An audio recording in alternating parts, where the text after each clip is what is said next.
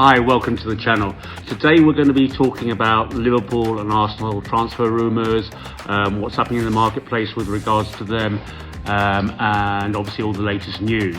Before we do that, let's remember to subscribe to this channel and like this video. Now, at the moment, this present moment in time, Liverpool and Arsenal are playing over in the States, and Liverpool are up 2-1 with Salah, a goal from Salah, and also goals from Havertz as well. So Liverpool have the upper hand at the moment in the game over in the States. However, that could all change. I mean, it's a very even contest so far. They're both looking well versed teams. So let's see how it goes. Calafiori's not playing for Arsenal today. He's not even on the bench. So I expect to see him probably turn up for Arsenal in the pre-season games back in the UK. But yeah, that's games going on as we speak at the moment. Now let's first of all go to the Arsenal transfer rumours. Obviously the Calafiori signing's done. It was all announced in the States a couple of days ago. He did some interviews with all the press and everything over there and discussed how much he had been looking forward to joining the Arsenal team and how well he thinks he's going to do there. He looks a very good player, very intelligent individual, spoke very good English. So he looks like a great addition to the Arsenal team. Following that, there's huge rumours now that Marino is also going to be from Sociedad is going to be signing very soon for Arsenal. Now he will give added strength on the midfield side, much more on a defensive side, defensive midfielder, which means that obviously Declan Rice will be able to forward much more this term if he's playing alongside him, because Declan Rice is much more a box-to-box person, whereas Marino is much more defensive midfielder, and he'll play in the position that Partey will play. So you can expect quite a lot of rotation with those two once obviously Marino becomes a part of the Arsenal team, which I think is hugely likely now. There's still speculation with regards to Rumours, whether Rumours will come from PSG. He's another very similar player to Marino, very strong defensively, highly regarded over in Paris. The trouble is that Paris have such a strong midfielder anyway. He gets very few minutes and very few games. That's why he's looking to move on from PSG, because is just not getting the game time that he really needs. So yeah, he could be another addition. However, I feel that if Marino comes in, which looks highly likely now, that Royce won't come in. On the left wing, obviously Arsenal are still looking for people to back up obviously Saka. Nico Williams thing looks like it's died now. It looks like he may be actually staying at Bilbao for another season. So it doesn't even look like that Barcelona are going to get him. It's the huge reports out at the moment that he will be staying at Atletico Bilbao for another season, and even Barcelona won't be able to prize him out.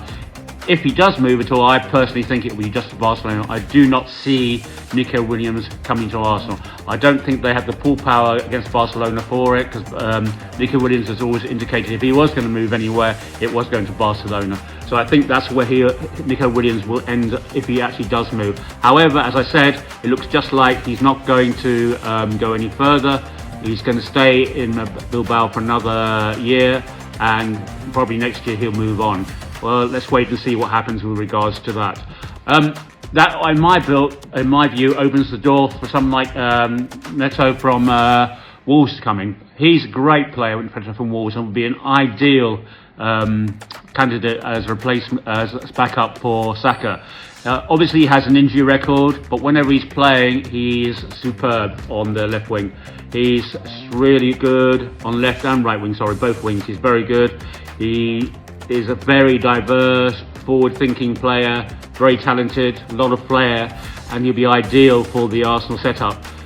So Neto will be very good. There's also a lot of talk about Leroy Zane coming from Bayern Munich. Now he was a superb player for Man City before he moved over to Bayern Munich a few years ago, and he's around 27, 28 now, but he's still a very good player, a very good, decisive, strong player who could add a lot of depth and a very good backup or play in the same role as Saka. A lot of people say he's maybe past it now. I don't see it. I still think he's got a very good future ahead of him. So if there is a talk, obviously, that he has has a good chance of coming over to Arsenal, because he has obviously great connections with Arteta in the Man City days. He has great respect for Arteta, so there's a good chance he might come to Arsenal because of that. But again, let's wait and see. So my personal view is either of those will be good. I prefer to see Neto myself. I think he'd be a much stronger candidate to play alongside in the same position as Saka, and so they can rotate between him and Saka. But if Leroy Sane came as well, then he'll be very good as well. So, but let's wait and see what happens there. And then there's also, of course, the huge media outlets saying that Gyökeres, as an attacker, is looking likely to come over to for Arsenal. Arsenal are likely to make an offer for Gyökeres. They said they sent out scouts over there to watch him recently, to watch him play. The trouble is obviously the 80 million sign-on fee, which the team he plays for now is looking for, is way too high. I think Arsenal will probably come down and try and get it down to about 50 million if they do actually go for him. I think there's a good chance they do go for him, because obviously we all know they really need to get an attacker in and to complete their team, because that's one area that's been lacking, and someone to finish in the final third of the field. Yes, Havertz did well towards the end of the season last season, but they need an all-out attacker, and because Jesus and Havertz can obviously contribute to goals like so many other players in the team, but they need an all-out attacker who can actually do something and get the goals when it matters. So Gyökeres could be coming. Osimhen doesn't look like he's going to be required by Arsenal. He looks more likely to go to Chelsea. Chelsea are making inquiries with regards to him, so I don't see Osimhen coming to Arsenal. And then, of course, there is also the talk about the goalkeeper. Will Ramsdale go to Forest? What is going to happen with regards to that? I think Ramsdale there's a good chance he's going to leave, because he obviously wants first team football. He wants to be able to play. He wants to not just sit on the bench as he has been doing all last season. So I think just before the beginning of the season, I think you can see him moving on. And as we also know, Emil Smith-Rowe has moved on to Fulham for a package of 35 million. A lot of Arsenal fans are very unhappy about that, because they thought he was a great player, obviously homegrown player, but he wasn't getting game time because the last couple of seasons he's only had a part play within the Arsenal team because of injuries. And when he came back, there was obviously people ahead of him in the pecking order, like Vieira, like obviously Partey, and so forth. So he's now moved on to Fulham, where I'm sure he'll get game time all the time. I'm sure he's been recommended game time for every single match. And also it looks like Nketiah's going to Marseille. They're currently in discussions with Arsenal. They're looking to sort out a deal. Their first offer was rejected. Arsenal are looking for more around the 25 million mark. Marseille are coming in around the 17 million mark, 17.5 million mark. So that's still not enough. It needs to be around the close to 25 million mark, which I'm sure they'll eventually come to an agreement together. And then you will see probably Nketiah leaving for Marseille. Then let's move on to Liverpool. Yeah, Liverpool haven't really made any signings so far this before the season begins, but there's huge talk about Gomez going to Newcastle, and part exchange with Gordon coming to Liverpool.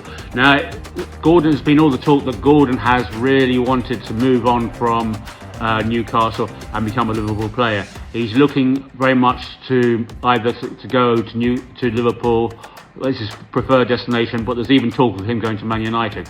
Whereas Joe Gomez, he hasn't had much play time last season within the Liverpool team, so he's also looking for a move somewhere where he's guaranteed play time.